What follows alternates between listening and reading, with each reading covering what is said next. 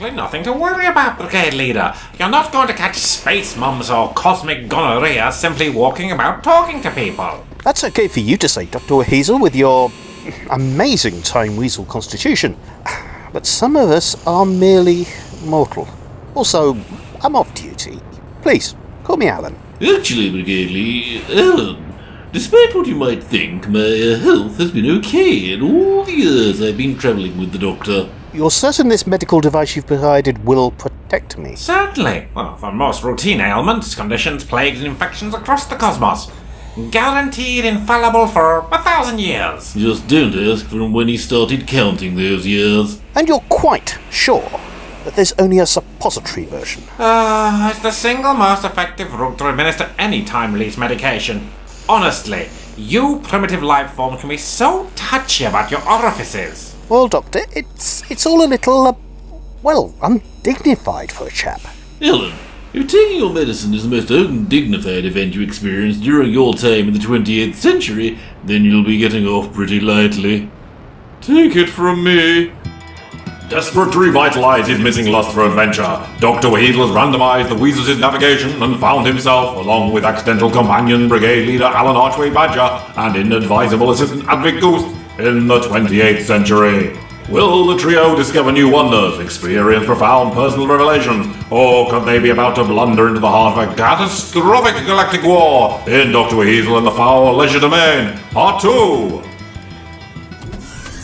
It might just be me, but everyone on this space station seemed a little bit jittery. Roger on that, Doctor. Saw those military-looking types back there watching everybody like a hawk. Seen that stare 1,000 times myself on Ops. Clearly something's up. We're here as tourists, Alan, so there's no need to get involved ourselves. Let's sit down in this nice bar, order a few drinks, and, soak in the local culture. Transnebulionic tonsil tickler? Oh, no thanks. Do you think they've got spring water here? Remind me not to invite you down the Rose and Crown next Friday, Advic. I'll order as a selection of the local tipples, and we'll see what floats our boat on this occasion, eh? Do you think they have a decent stout? And perhaps some pork scratchings? Marcy won't let me have them back home, you see. But when you're on holiday... Oh, we're 8 centuries and 50,000 light years from Earth, and that's what you want? Try living a little. Here.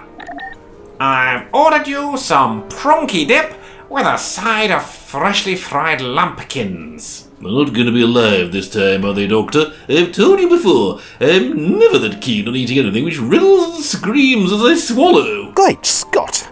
Is Advic being serious? Nothing to do with me, Colonel Stober. Thorkwind was perfectly fine when he disembarked from the Chronower.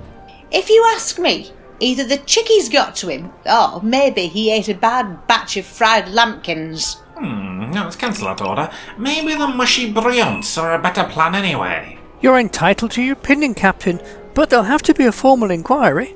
The envoy was the only hope we had of negotiating with the Chiconian Empire. What am I supposed to report to the First Minister now? Surely there must be someone else on board Concordance with diplomatic experience.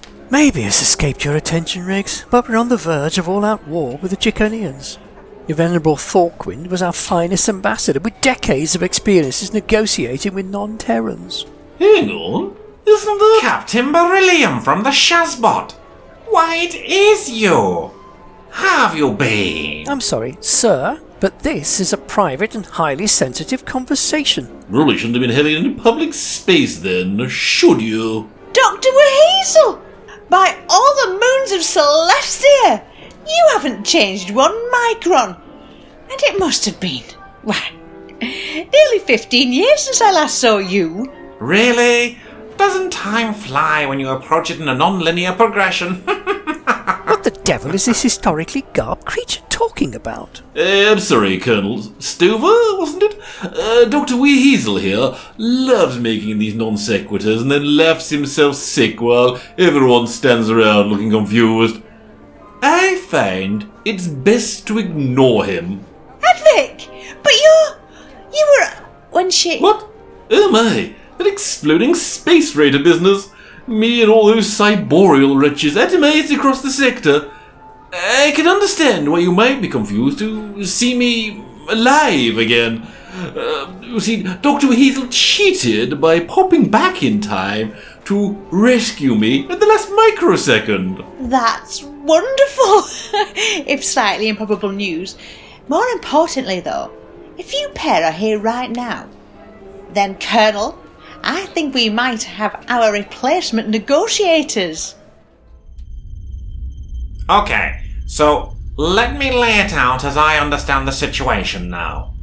The Chiconian Empire's knocking on the United Earth Confederation's front door, while the negotiator, who was supposed to find a way out of this mess, is currently in your medbay throwing up his guts. And you think, I should stand in for him. Is it very well paid? A concise and precise assessment, Doctor. Captain Beryllium here was commanding the transport the ambassador was on when he became unwell, hence her involvement. Dram it all to Franto. This was supposed to be my last mission before I finally moved somewhere quiet. Now my ship's impounded until Stovers finishes inquiry, and if the Chiconians declare war, I can kiss my peaceful retirement goodbye. You'll find potentially seditious poisoning of a UEC dignitary is clear grounds for a formal inquiry under Space Force Directive 5, Captain. I assure you. Doesn't make it any more convenient. I'd rather be away from the frontier before the Chiconians kick off their war. You and me both, Captain. Shh, Goose. Look, let's cut to the chase. It would be my pleasure to pull everyone's space bacon out of the space fire.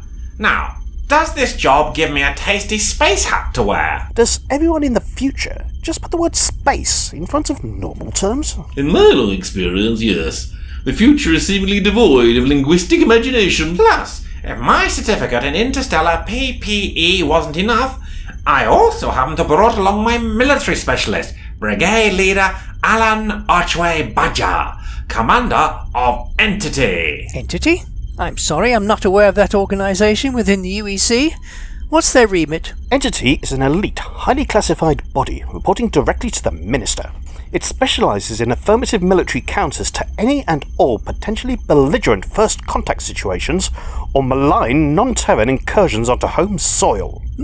Your line of command is direct to the Minister. Impressive. Look, normally I'd run this through channels, but with the Chiconian High Ambassador's arrival imminent, there's no time.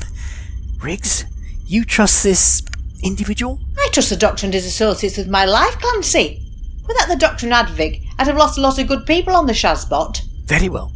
Dr. Weasel, by the authority of the United Earth Confederation, I hereby confer the title, privileges and responsibilities of Venerable Terran Ambassador, first rank.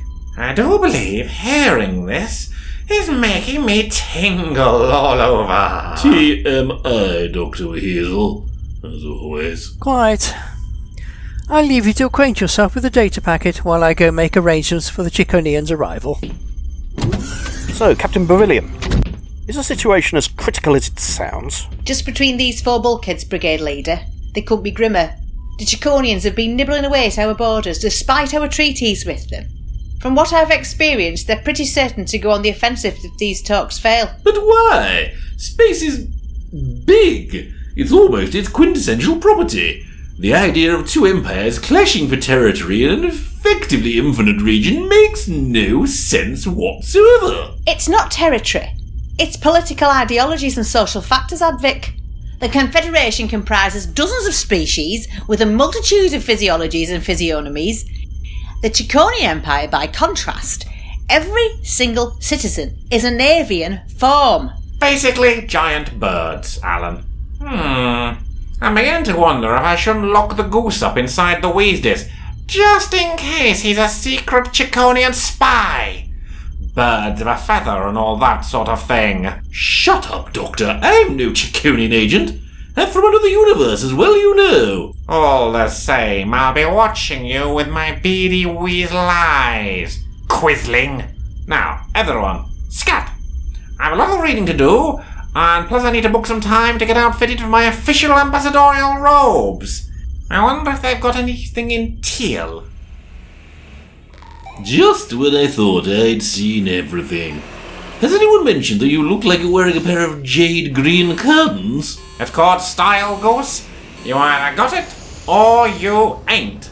And Goosey, I've got it in spades. I'm not sure quite why it's only us three meeting the Draconian delegation. Shouldn't we have a few of Colonel Stover's boys and girls in grey, with a few fancy ray guns along with us? You know, in case things take a turn for the pugnacious. Second rule of diplomatic niceties, Alan. Best to avoid looking like you want to shoot the other side in the head rather than shaking their mandibles. Or wings, claws, as it may be. Doctor, I don't think the Draconians have read the same ambassadorial guidelines as you.